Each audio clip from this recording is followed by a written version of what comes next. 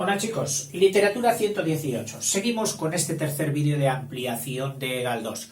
No me tengáis mucho en cuenta el orden, ya sabéis que soy muy desordenado, y a la hora de hablar y de buscar puntos interesantes de Galdós, pues te pasas a una temporada póstuma de su vida, luego te acuerdas de otra y no la voy a dejar de decir y la dices, etcétera. Es decir, que el desorden está un poco establecido en esta segunda parte de vídeos de Galdós. Mira, hablando también de la repercusión y la importancia editorial que tuvieron los episodios nacionales, en una ocasión Gabino Pérez, su editor, quiso comprarle en firme los derechos de autor de las dos primeras series de episodios nacionales por 500 pesetas, que en aquel tiempo era un capitalazo. Pérez Galdós, al que el dinero lo necesitaba, pero no tuvo nunca la ambición de aposentarse y pegarse la gran vida, no, para ir tirando. No fue eso suficiente para despertar su ambición, que no tenía. Y le dice: don Gabino, ¿vendería usted a un hijo? Y es que así sentía él sus obras. Dice: a pesar de ello, don Benito no solo no disponía nunca de un duro, sino que además había contraído deudas enormes. Un manirroto. Sí, era el hombre escáner, pero nunca fue el hombre máquina registradora de comercio. Le daba lo mismo los números rojos que los números negros. Un desastre de economía. Dice, y es que se gastaba mucho dinero en mujeres, en algunas profesionales, y en otras auténticos amores, que como Lope de Vega abundó mucho, poniendo el alma y el corazón en cada mujer que llegaba a su vida. En algún sitio leí que era una especie de monogámico, es decir, de una sola mujer, pero una detrás de otra. Fidelidad y ternura y sensibilidad mientras estaba con una, pero cuando se acababa pasaba rápidamente a otra. Era su sentido naturalista del amor, el opuesto al clericalista, al de para siempre. Estoy hablando de Galdós. No quiero expresar en este momento mi pensamiento. Dice, por eso dice, apunta aquí a este biógrafo, dice: las flaquezas en el pecado del amor son pesadas cargas. Flaquezas.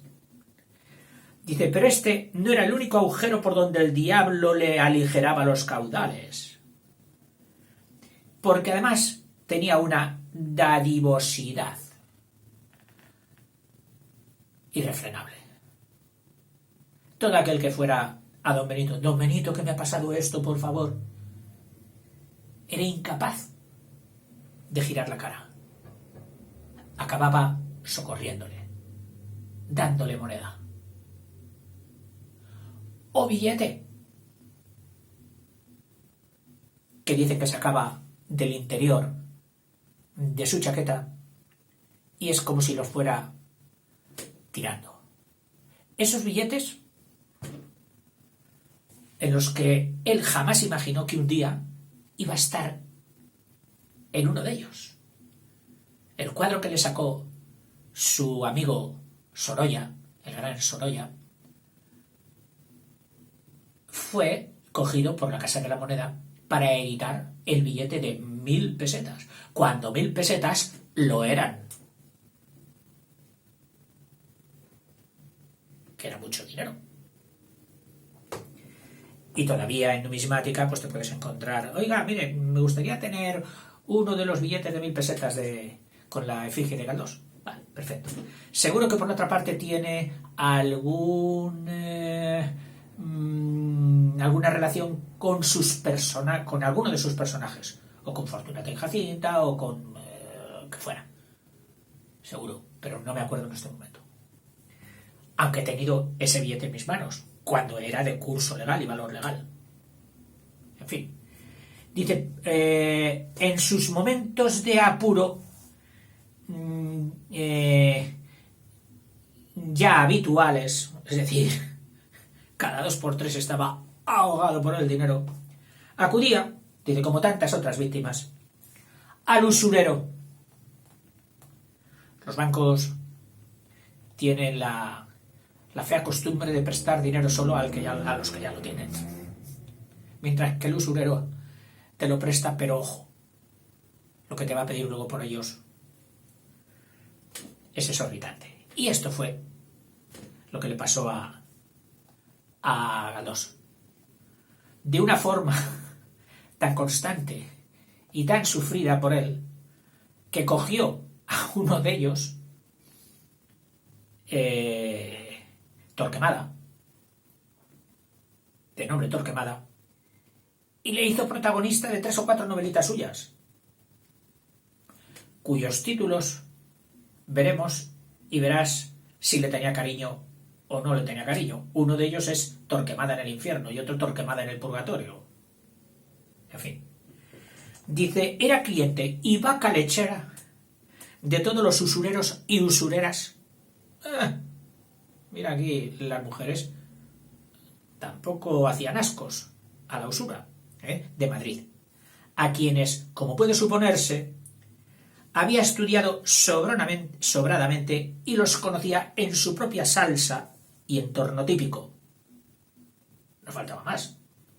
Él era un estudioso de caracteres, y aquellos que le sangraban los estudió a fondo, con todos sus engaños y sórdida voracidad. Qué admirable cáncer social para un novelista, dice. La usura, los prestamistas,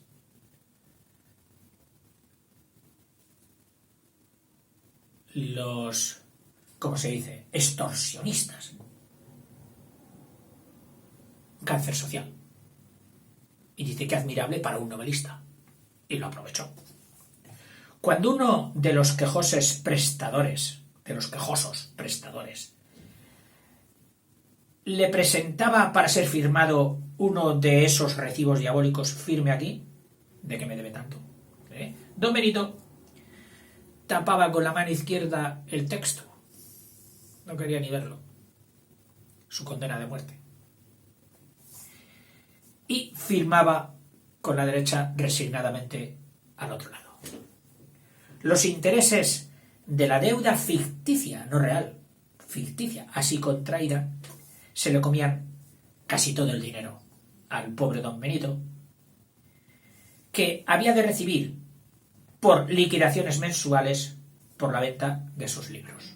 Le liquidaban por la venta de sus libros lo que habían producido y se le iba todo en pagar aquellos recibos de los usureros.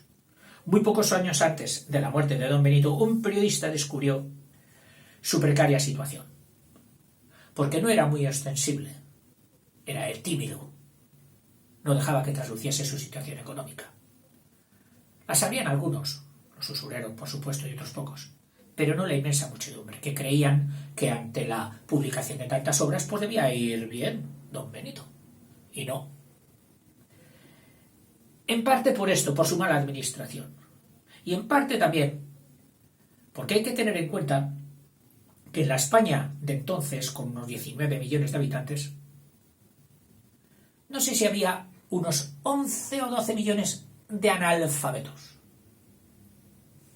Los analfabetos no consumen literatura, no gastan el libro.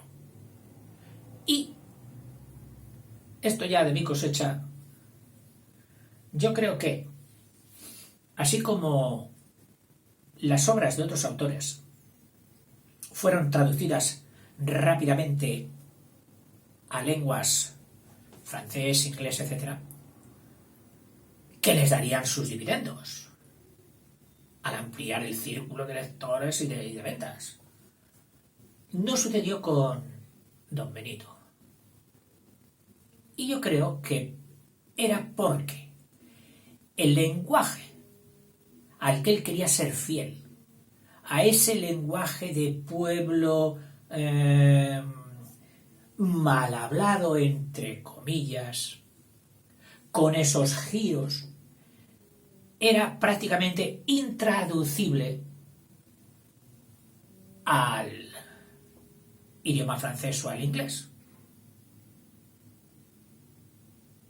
Solamente un Dickens, por ejemplo, habría traducido bien a Marianela o a Fortunata, poniéndole el lenguaje de aquel Londres de sus personajes.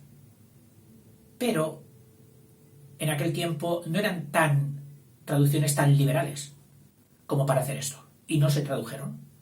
Y entonces el único mercado de Don Benito era el de los pocos lectores que habían en España, que nunca hemos sido muchos ni muy constantes, la verdad sea dicha, empezando por mí.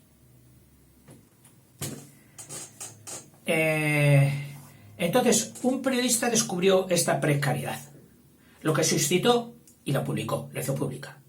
Suscitó esto un movimiento general entre vergüenza, nuestro principal productor, y que esté pasando hambre, ¿quiénes somos? Simpatía, a ver si hacemos algo por él. Y piedad, ay, este buen hombre,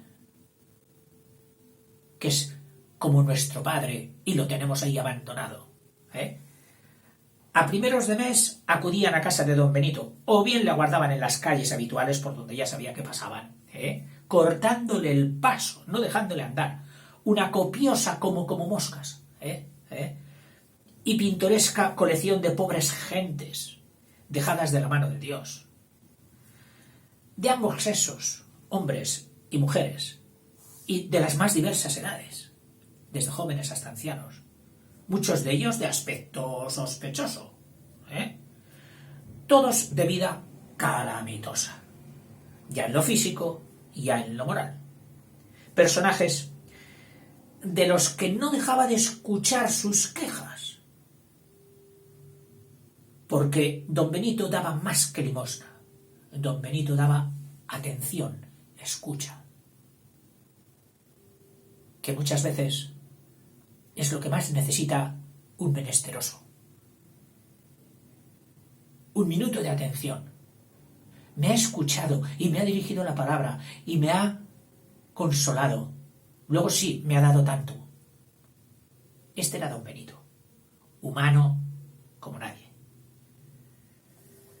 Don Benito llevaba sin parar su mano izquierda al bolsillo interior de su chaqueta, sacaba estos papelitos mágicos denominados billetes de banco, que para él no tenían ningún otro valor que este único fin, el de remediar, y los iba regalando.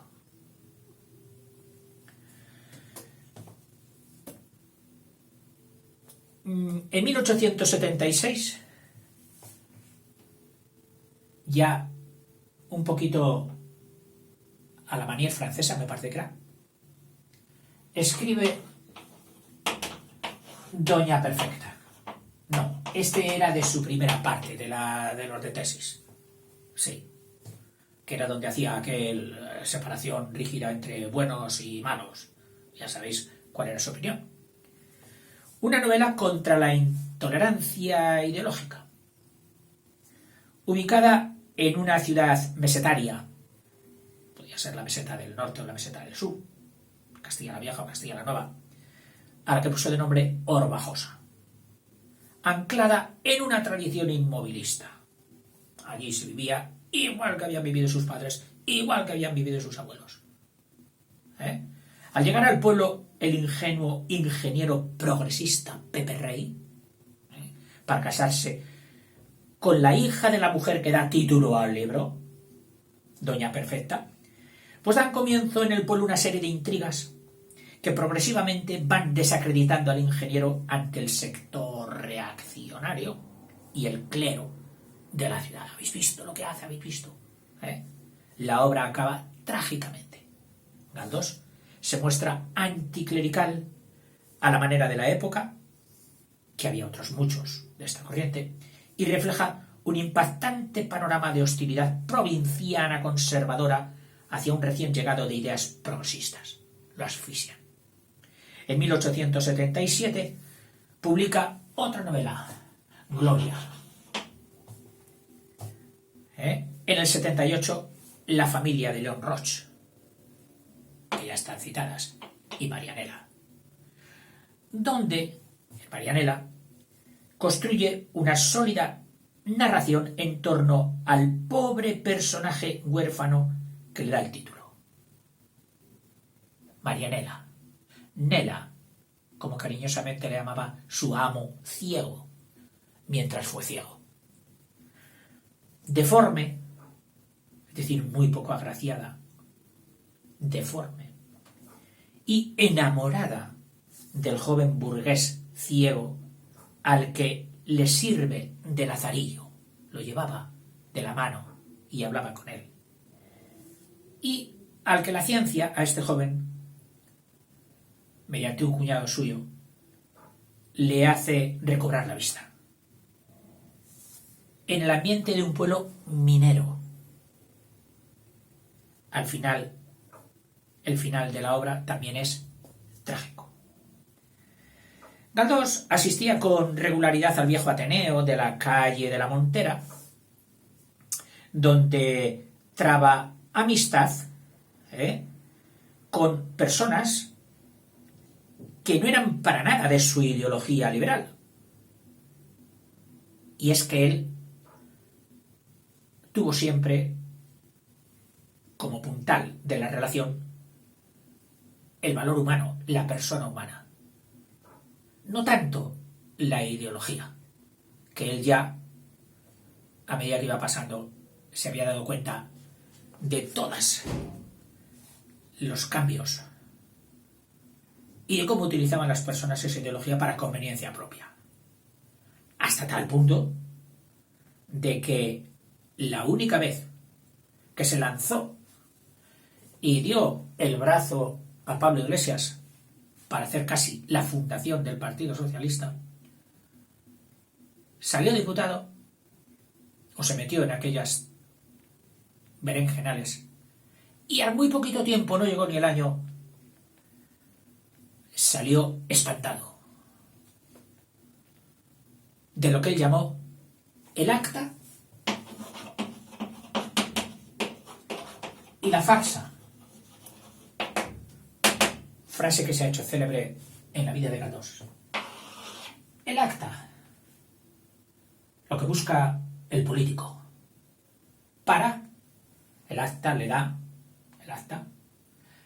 da paso a ser diputado, congresista, senador.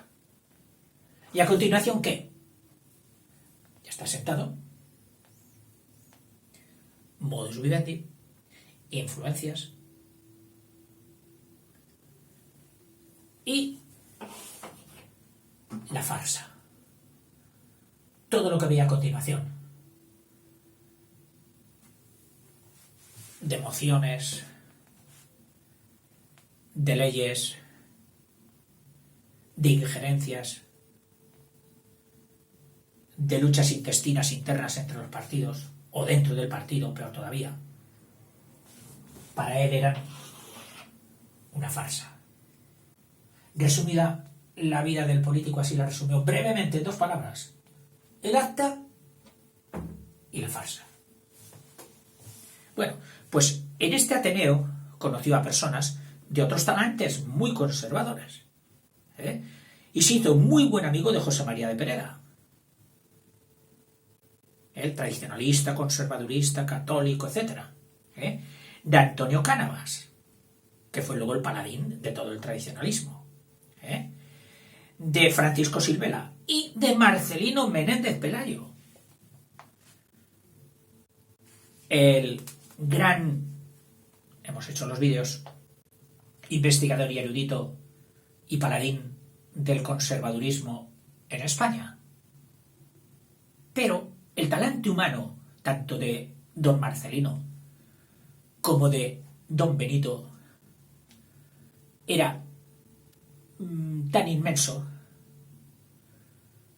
y tan sincero que nació una amistad enorme entre los dos. La primera vez que propusieron a don Benito para entrar en la RAE, en la Real Academia Española, todas las fuerzas reaccionarias le tumbaron fuera. Pero ahí fue cuando Marcelino, con toda su influencia y todo su peso, lo puso delante para decir: este señor, sea liberal, sea lo que sea, es un gran hombre de letras e importantísimo en la sociedad española y lo tenemos que tener en la Real Academia. Y lo logró. A la segunda logró que entrara Benito Pérez Galdós en la Real Academia. También frecuentaba las tertulias del Café Inglés, de la Iberia, tertulias famosas del Madrid entonces, y el Café de Levante. Realizó viajes por Francia, Inglaterra e Italia en diversas ocasiones. De todas formas, debido a su amistad con Pereda, se aficionó mucho a Santander, donde incluso puso casa. La mansión de San Quintín, me parece que se llamaba así, su célebre casa San Quintín, que fue como una especie de cucharada de miel donde iban todas las abejas con inquietudes literarias de Santander y que acudían en los veranos desde Madrid. También le gustaba visitar Toledo, la gran y maravillosa ciudad imperial Toledo, por la que sentía una gran predilección y a la que hizo escenario de algunas de sus novelas como Ángel Guerra y Tristana. Abre el camino del naturalismo, ya sabes, cuando viene de París con Balzac en el bolsillo, en 1881. La primera de sus novelas contemporáneas, a la que seguirían El amigo manso, en el 82. Una de sus creaciones más originales, El amigo manso. El doctor Centeno, un célebre personaje de su creación, que se compenetró tanto con él, que se cuenta que en sus últimas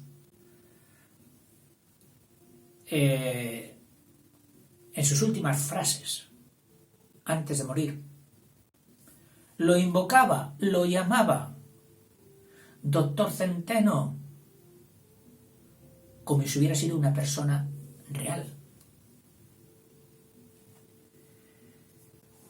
Otra novela, Tormento, relato de conflicto entre la imaginación y la realidad, filosófico. Conflicto entre la realidad y la imaginación, entre la libertad de escoger el propio destino, el problema de la predestinación,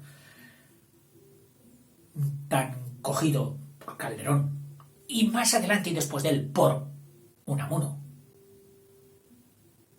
del que ya aquí fue un poco precursor, con su sentimiento trágico de la vida. Y eso que Unamuno nunca admitió la altura literaria de las dos. Cosa curiosa. Dice, entre escoger el propio destino y las resistencias del entorno a permitirlo. La de Bringas, en el 84, Lo prohibido, en el 85. En el 84 viajó a Portugal, en compañía de Pereda. Los dos juntitos, se hicieron las maletas, vamos para Portugal.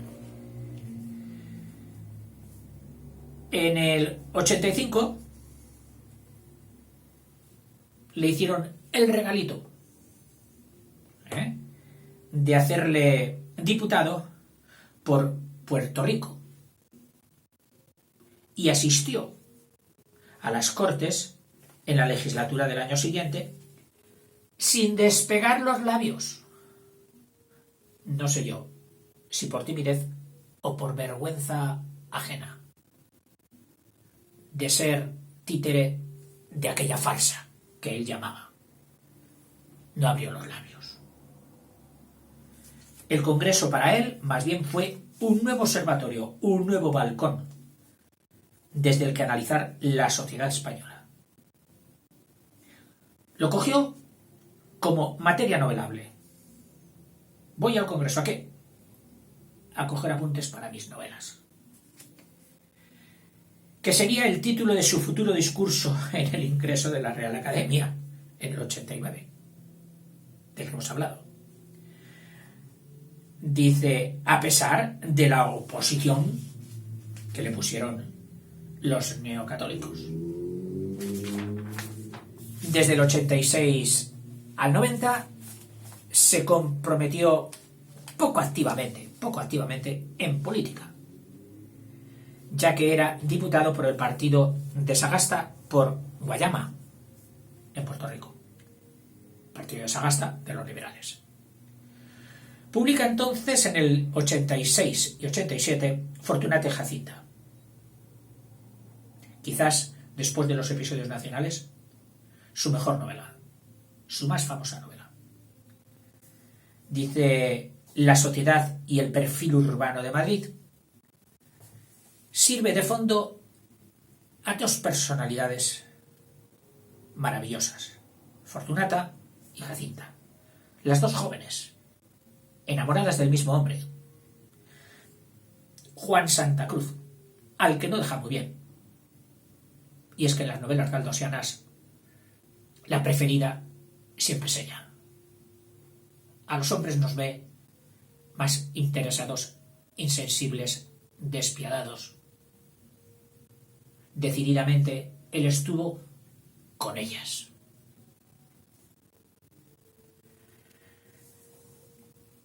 Al final, estéril Jacinta, la mujer legal, adopta, enterada de que la amante de su marido, Fortunata, había tenido un niño, lo adopta.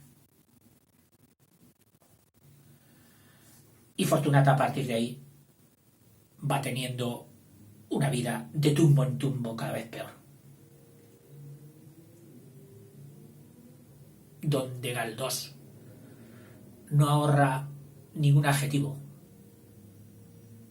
ni ninguna escena por desagradable que fuera. Protagonizó también el usurero Torquemada, uno de los que le asediaban. 4 obras, ya te he adelantado antes. Una, Torquemada en la hoguera, Torquemada en la cruz, para crucificarle, Torquemada en el purgatorio y por último, Torquemada y San Pedro. En el 87 publica la novela Celín, Trompiquillos y Ceros, Oteros.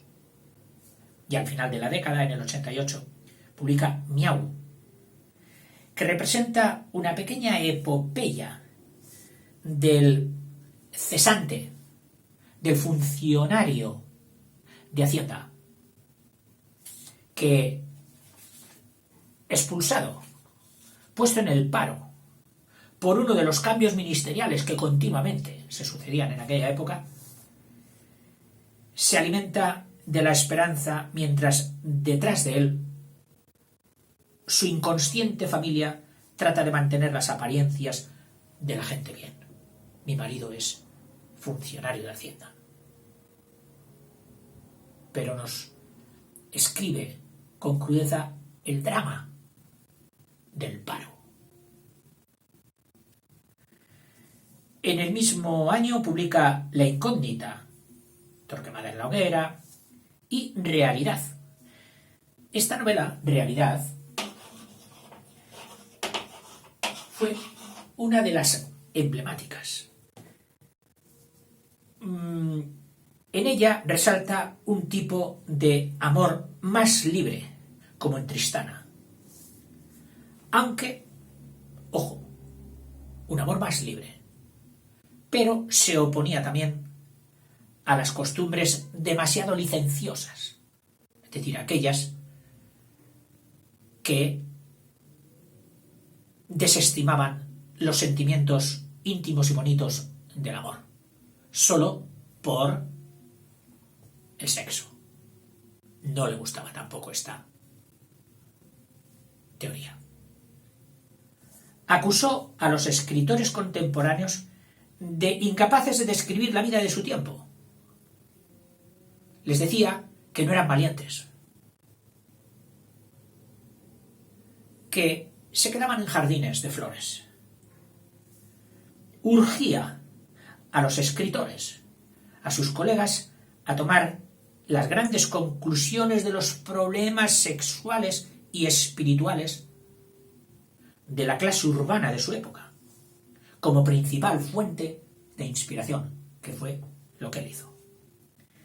En el 91 tiene una hija ilegítima, no se había casado nunca, pues una hija, María, la llamó, de una madre, de Elena Collán, que la pobre más tarde se suicidó. Esta hija fue la única descendiente que tuvo Galdós y que en su sepelio pues fue la depositaria de las muestras de pésame, tanto de la gente como de las autoridades. La hija de Galdós, la única que tenía, la única en la que podemos decir lo sentimos. Tuvo amoríos con una grande de su momento, con Emilia Pardo Bazán, cuyo vídeo haremos a continuación, y con la actriz Concha Morel, y otros nombres que iremos diciendo. El caso es que permaneció soltero. Si bien, dice, fue asiduo cliente de amores mercenarios, de prostitutas. Así pues, nunca se casó y a pesar de ello, plasmó su amor ideal en una especie de mujer compañera, de edad ya mayor,